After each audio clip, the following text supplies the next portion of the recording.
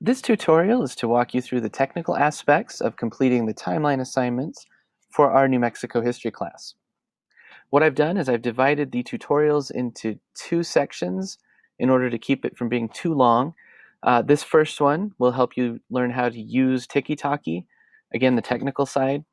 The other tutorial, I'll comment more about the content of the assignment and the expectations in terms of what it is you need to write and how you need to complete that part. So to complete the assignment, you can either access the course timeline from the syllabus. There are links to the submissions in the learning modules and in this timeline tab here in the course content area. So let me scroll that down just so you can see. So I'm going to click timeline. Here's the first thing you will find is a link to the course timeline, and then the timeline instructions, and then the video tutorials. Down here below, these are the places where you will submit your documents for the timeline submission. So I'm going to click and open the course timeline in a new tab. You'll notice a new tab opened. This is on Tiki-Toki.com. This is a timeline that I've created that we will all work in together. I'm going to go back to Blackboard, and I'm also going to open the timeline assignment instructions in a separate tab. So you can read through these on your own time, but the reason I wanted to open this here is to show you, once it'll let me scroll down, that here's where you will find the username and the password that you need to access the course timeline in Tiki-Toki. You don't need to create your own account for this. Also, this link here will take you to the timeline as well. So as with everything in this class, there are multiple ways of accessing the content, the material, and the assignments. So this pop-up is just an intro to the timeline. I'm going to close it. And then I'm going to use this button right here to log in. So you can see the timeline without logging in, but in order to edit it, you need to log in. So remember, our username is New Mexico History, no spaces, and our password is listed in the document that I just showed you, the instructions document. Once you click Login, you'll see this page, and you need to scroll down just a little bit, and then click the words New Mexico History. Once you click that, you will be back at the timeline, only this time you'll see this admin button. That's what you'll use to submit your timeline materials. So the first thing that you will always do is you'll click admin, you'll click plus create a new story. You don't need to worry so much about any of these other categories here. You'll submit the title for your story. So my story is on Beringia, or the Bering Strait Land Bridge.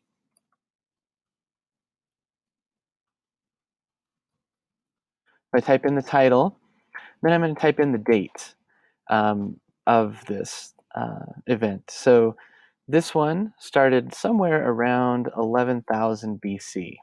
So you'll notice I typed in 11,000 BC. I can't just click confirm and have it work, though. Unfortunately, I have to choose a date on the calendar.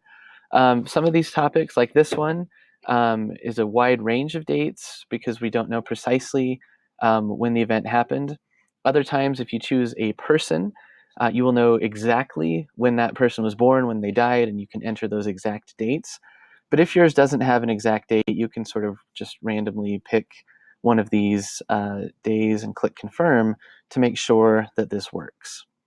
Also, since mine is a range, I've actually just chosen the end of that range. It actually started thousands of years previous to 11,000 BCE.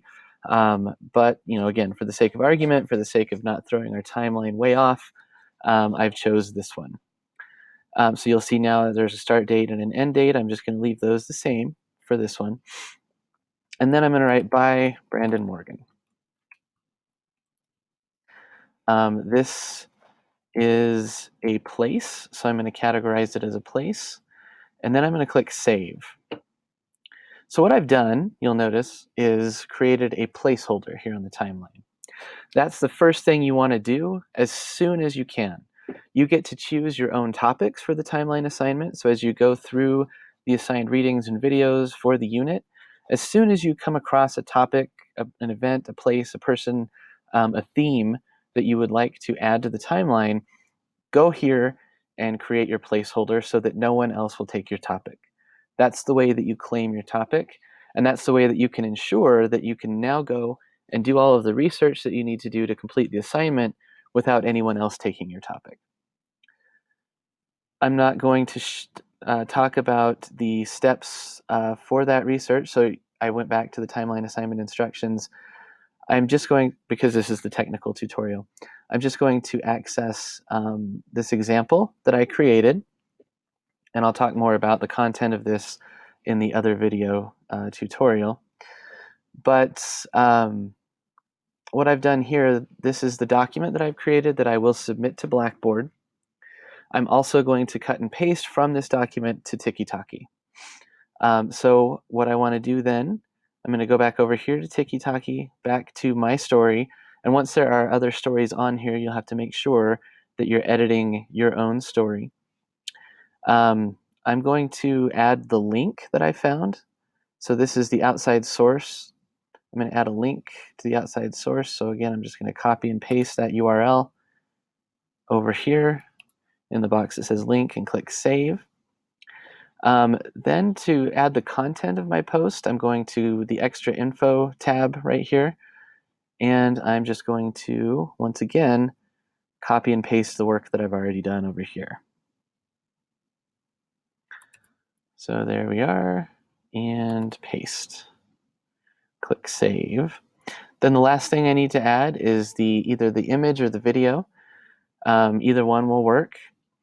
In this case, I was able to find a video source on YouTube, so I'm going to copy that URL. And I'm going to paste it over here in the source box, choose video.